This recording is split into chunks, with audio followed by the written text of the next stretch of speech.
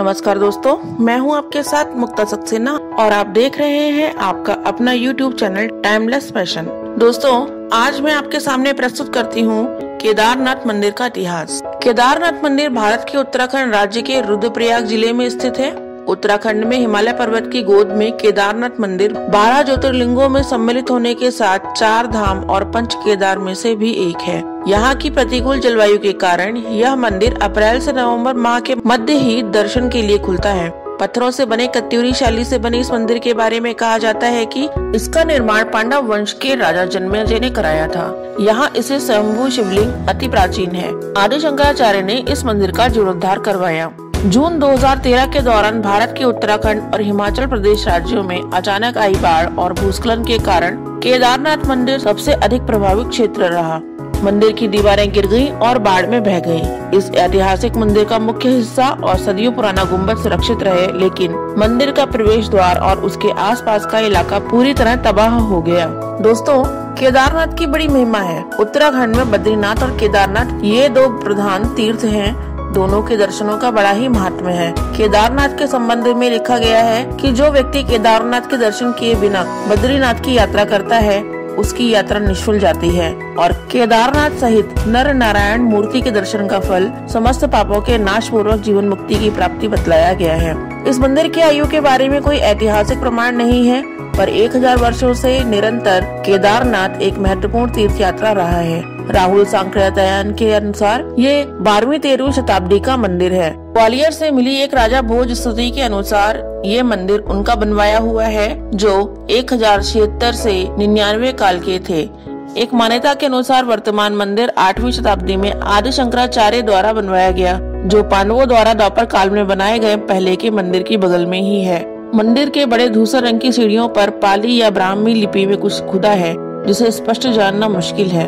फिर भी इतिहासकार डॉक्टर शिव प्रसाद डबराल मानते हैं कि शैव लोग आदि शंकराचार्य से पहले से ही केदारनाथ जाते रहे हैं। 1882 के इतिहास के अनुसार साफ अग्रभाग के साथ मंदिर एक भव्य भवन था, जिसके दोनों ओर पूजन मुद्रा में मूर्तियां हैं। पीछे भूरे पत्थर से निर्मित एक टावर है। इसे गर्भगृह के अटारी पर सोने का मुलम्मा चढ़ा है। मंदिर के सामने तीर्थ यात्रियों के आवास के लिए पन्नों के पक्के मकान हैं, जबकि पुजारी या पुरोहित भवन के दक्षिणी ओर रहते हैं। दोस्तों, अब मंदिर के वास्तुशिल्प के बारे में जान लेते हैं। यह मंदिर एक 6 फीट ऊंचे चौकोर चबूतरे पे बना है। मंदिर में मुख्य भाग मंडप और गर्भगृह के चारों ओर प्रदक्षिणा पथ है। बाहर प्रांगण में नंदी बैल वाहन के रूप में विराजमान है। प्रातः काल में शिव पिंड को प्राकृतिक रूप से स्नान कराकर उस पर घी लेपन किया जाता है। उसके बाद धूप दीप जलाकर आरती उतारी जाती है। इस समय यात्रीगण मंदिर में प्रवेश कर पूजन कर सकते हैं, लेकिन संध्या के समय भक्तगण दूर से ही इसका दर्शन कर सकते हैं। केदारनाथ के पुजारी मैसूर के जंगम ब्राह्मण ही होते हैं। दोस्तों, ऐसा कहा जाता है कि हिमालय के केदार शृंग पर भगवान विष्णु के अवतार महातपस्वी नर और नारायण ऋषि तपस्या करते थे। उनकी आराधना से प्रसन्न होकर भगवान शंकर प्रकट हुए और उनकी प्रार्थना अनुसार ज्योतिर्लिंग के रूप में सदा वास करने का वर प्रदान किया था। यह स्थल केदारनाथ पर्वतराज हिमालय के केदार नामक शृंग पर अवस्थित है। एक अन्य कथा इस प्रकार है, जो पांडवों से संबंधित है। ऐसा माना जाता है कि महाभारत के युद्ध में विजयी होने पर पांडव अपने भाइयों की हत्या के पाप से मुक्ति पाना चाहते थे। इसके लिए वे भगवान शंकर का आशीर्वाद पाना चाहते थे, लेकिन वे उन दोनों से रुष्ट थे। भगवान शंकर के दर्शन के लिए पांडव काशी गए, पर वे उन्हें वहां नहीं मिले।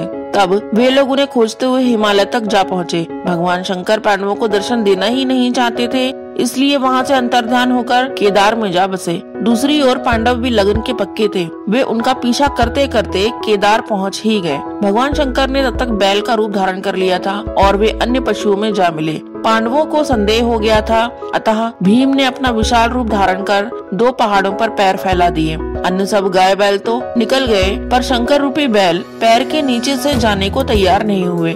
भीम बल पूर्वक इस बैल पर झपटे, लेकिन बैल भूमि में अंतर्ध्यान होने लगा। तब भीम ने बैल की त्रिकोणात्मक पीठ का भाग पकड़ लिया।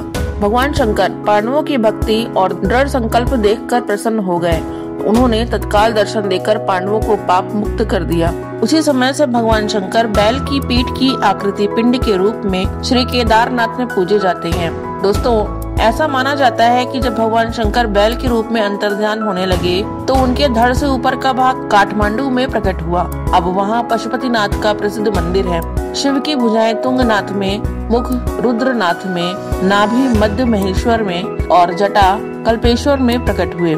इसलिए इन चारों स्थानों से ही श्री केदारनाथ को पंच केदार कहा जाता है। यहाँ शिव जी के भव्य मंदिर बने हुए हैं। दोस्तों, चौबारी हिमनद के कुंड से निकलती मंदाकिनी नदी के समीप केदारनाथ पर्वत शिखर के पास में कत्यूरी शैली द्वारा निर्मित विश्व प्रसिद्ध केदारनाथ मंदिर 3562 मीटर की ऊंचाई पर स्थित है। इसे 1000 वर्ष से भी पहले का निर्मित माना जाता है। केदारनाथ पहुंचने के लिए रुद्रप्रयाग से गुप्तकाशी होकर 20 किलोमीटर आगे गौरीकुंड तक मोटर मार्ग से और 14 किलोमीटर की यात्रा मध्यम एवं तीव्र ढाल से होकर गुजरने वाले पैदल मार्ग द्वारा करनी पड़ती है।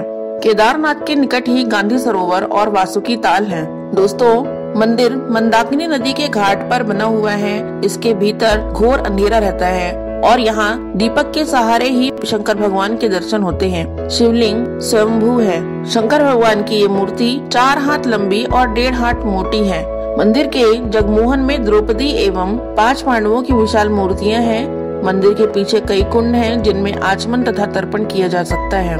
दोस्तों, केदारनाथ धाम की यात्रा उत्तराखंड की पवित्र छोटा चार धाम यात्रा के महत्वपूर्ण 4 मंदिरों में से एक है। छोटा चार धाम यात्रा हर वर्ष आयोजित की जाती है। केदारनाथ यात्रा के अलावा अन्य मंदिर बद्रीनाथ, गंगोत्री और यमुनोत्री हैं। मंदिर खुलने की तिथि हिंदू पंचांग की गणना के बाद उखी मठ में स्थित ओंकारेश्वर मंदिर के पुजारियों द्वारा तय की जाती है। गंगोत्री एवं यमुनोत्री मंदिर के समान ही इसके कपाट खुलने की शुभ तिथि अक्षय तृतीया के दिन होती है और कपाट बंद होने की तिथि दिवाली के बाद भाई दूज के दिन होती है। शीतकाल में केदार घाटी बर्फ से ढक जाती है। ऐसी स्थिति में केदारनाथ की पंचमुखी प्रतिमा को उखी मठ में लाया जाता है और यहाँ इस प्रतिमा की पूजा आरती की जाती है। दोस्तों, मुझे आशा है कि केदारनाथ मंदिर के बारे में प्रस्तुत की गई ये जानकारियाँ आपको रोचक लगी होंगी और इसे सुनकर आप लाभ उठाएंगे। यदि आपको ये वीडियो अच्छा लगा हो तो इसे लाइक एवं शेयर अवश्य कीजिएगा और कमेंट करके मेरा उत्साहवर्धन करते रहिएगा। धन्यवाद।